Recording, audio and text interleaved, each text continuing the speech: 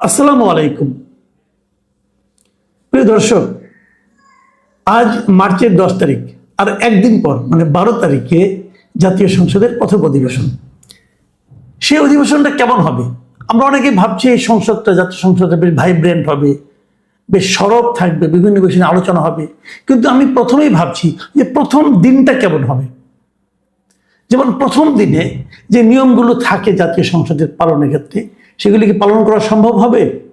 যেমন ধরা যাক, জাতীয় সংসদের একটা নিয়ম হলো, নতুন যখন একটা সরকার আসে, সেই সরকার প্রথম যেদিন সংসদে বসেন সরকারের এমপিরা, সেদিন সেই সংসদের প্রথম অধিবেশনে সভাপতিত্ব করেন পূর্ববর্তী সংসদের যিনি স্পিকার ছিলেন তিনি। স্পিকার না থাকলে ডেপুটি স্পিকার, এবং তার নেতৃত্বে কিন্তু প্রথম অধিবেশনটা শুরু হয় এবং নতুন স্পিকার নির্বাচিত হয়। নতুন স্পিকার নির্বাচিত হলে পরে তার হাতে এর আগের যিনি স্পিকার আছেন তিনি দায়িত্ব হস্তান্তর করেন। এর মধ্যে আগের স্পিকার যিনি ছিলেন তিনি যদি পদত্যাগও করেন, তবুও তিনি আসে এখানে বসবেন। পদত্যাগ করলেও, যেমন আমি আপনাকে বলি, সংবিধানে এই ব্যাপারে স্পষ্ট বলা আছে যে সংবিধানের ৭৪-এর চ/6, ৭৪-এর 6, চয়ের 6, সেই অধ্যাদেশে কি বলা হয়েছে জানেন?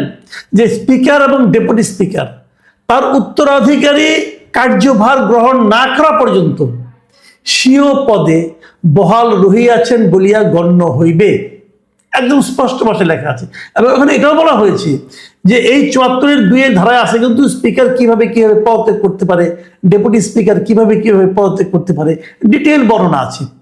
যদি পদত্যাগ উনি করেও ফেলেন, তারপরেও এটাই প্রযোজ্য যে পরবর্তী স্পিকার অথবা ডেপুটি স্পিকার দায়িত্ব না নেওয়া পর্যন্ত আগের স্পিকার, আগের ডেপুটি স্পিকার নিজ নিজ পদে আছেন, এটা ধরে নিতে হবে। তাহলে প্রথম অধিবেশনের সভাপতিত্ব কে করবে? স্পিকার করবে। কোথায় স্পিকার? আমাদের আগের সংসদের স্পিকার ছিলেন কে? উনি কোথায় এখন? ভদ্রমহিলা কোথায়? নামটা নাই বললাম। উনি কোথায় বলেন? ওনার অনুসন্ধান কেউ করেছেন? বলা হচ্ছে উনি গুম হয়েছেন। আমরা কিন্তু দেখেছিলাম যে ২৪শে আগস্ট বিপ্লবের পর, আগস্ট যে অভ্যুত্থানটা হলো, অভ্যুত্থানের পর সেনা বাহিনীর পক্ষ থেকে একটা তালিকা প্রকাশ করা হয়েছিল যে কারা কারা সেনানিবাসে আশ্রয় নিয়েছেন, এবং সেই তালিকার শীর্ষে ছিলেন আমাদের বর্তমানে যিনি স্পিকার ছিলেন ওই সময়, সেই ভদ্রমহিলার নাম। তারপর উনি কোথায় গেলেন? তারপর ওনার কোনো খবর আমরা কিন্তু পাইনি। প্রশ্ন উঠতে পারে না, উনি কোথায় গেলেন? উনি তো আর্মির কাছে ছিলেন। আর্মি থেকে বের করে দিয়েছেন। কেন দিলেন? কবে দিলেন? কিভাবে দিলেন?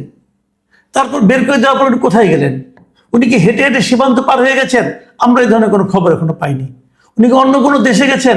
ইমিগ্রেশন আমাদের এই ধরনের কোনো ইনফরমেশন দেয়নি। তাহলে উনি কোথায়? উনি কি গুম হয়ে গেছেন? ওনাকে গুম করে ফেলা হয়েছে? আমি কিন্তু এই প্রশ্নগুলো করছি এখন। তাহলে অন্তর্বর্তীকালীন সরকারকে, আগের স্পিকারকে গুম করে ফেলেছে?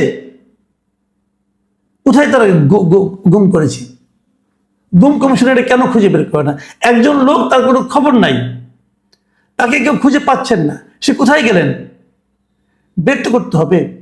আপনি যেমন আজকে স্পিকারে, যখন আপনি এই অনুষ্ঠানটা করবেন 12 তারিখে, আপনি কি আগে স্পিকারকে খুঁজেছেন?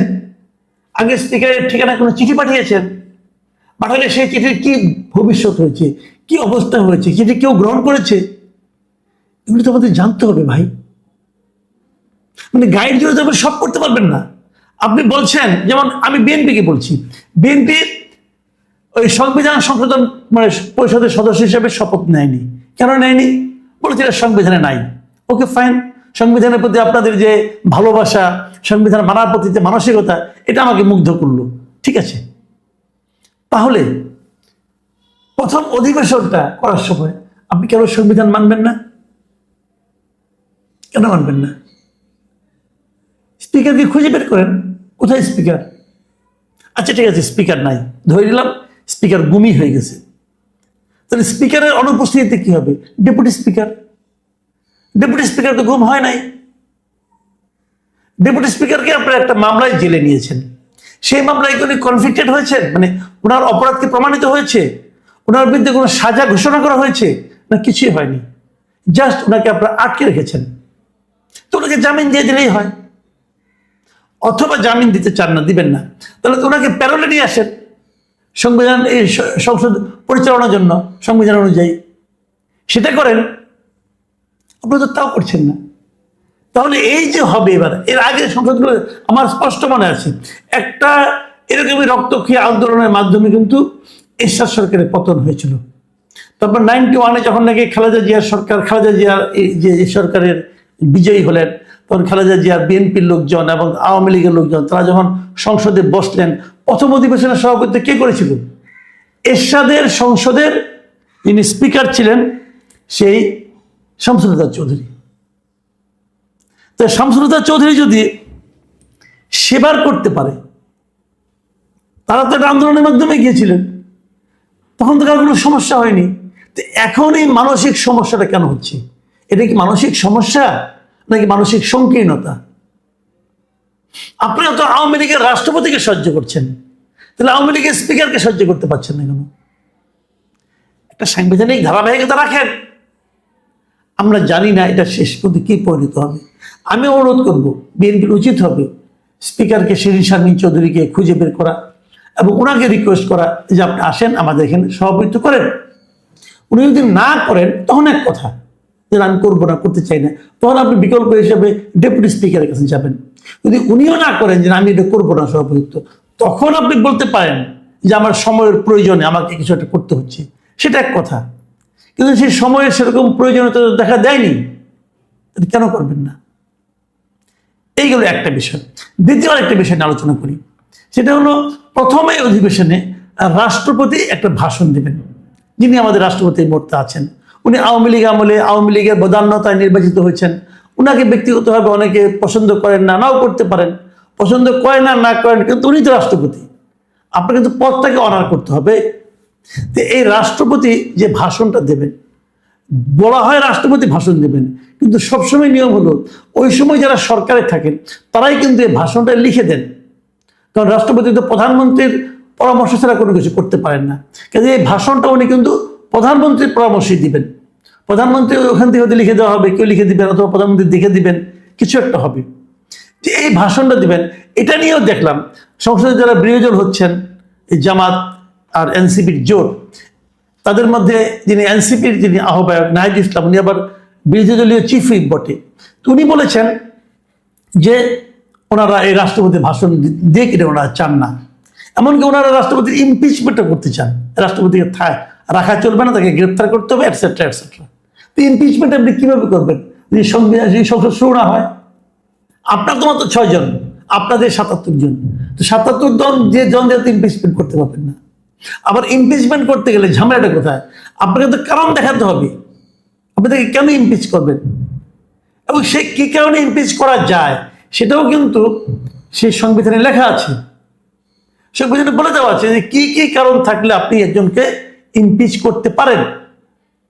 আমাদের সংবিধানের 52-1 অনুচ্ছেদে কি বলা হয়েছে, রাষ্ট্রপতিকে কিভাবে অভিশংসন করা যায়, আমি আপনাদের একটু পড়ে শোনাই। বলা হয়েছে, এই সংবিধান লঙ্ঘন বা গুরুতর অসদাচরণের অভিযোগে রাষ্ট্রপতিকে অভিশংসিত করা যাইতে পারিবে।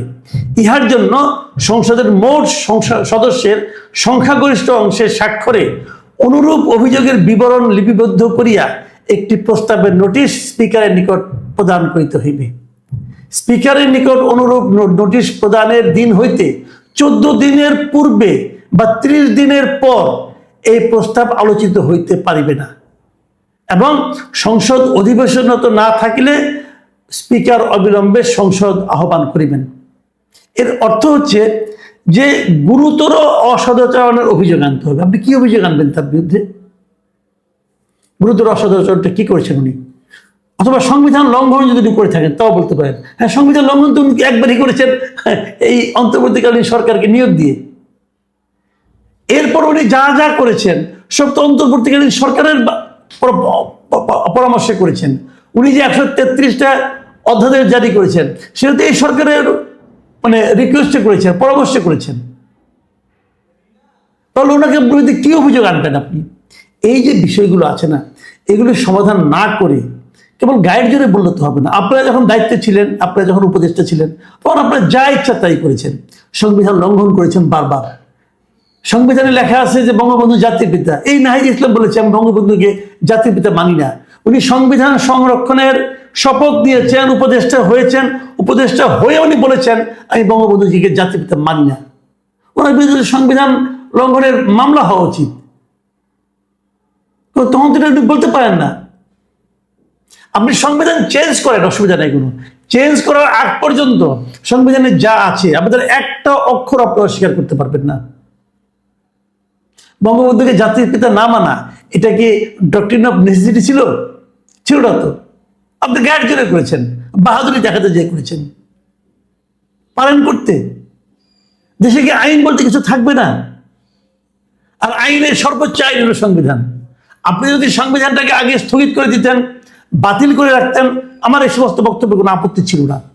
আপনি সংবিধানকে সমুন্নত রাখার শপথ দেন, নিয়েই আপনি সংবিধান লঙ্ঘন করেন, এর জন্য আপনাকে শাস্তি পেতে হবে, আজ অথবা কাল পেতে হবে। দিন গুনতে থাকেন, এটাই দুনিয়ার নিয়ম। আমি এই সরকারকে বলবো, যা কিছুই করেন সংবিধান মেনে করেন, সংবিধান মেনে সংবিধানকে সংশোধন করেন, কোনো সমস্যা নাই। আপনি তো সুবিধা মতো আপনারা করেন, তাও কোনো আপত্তি নাই।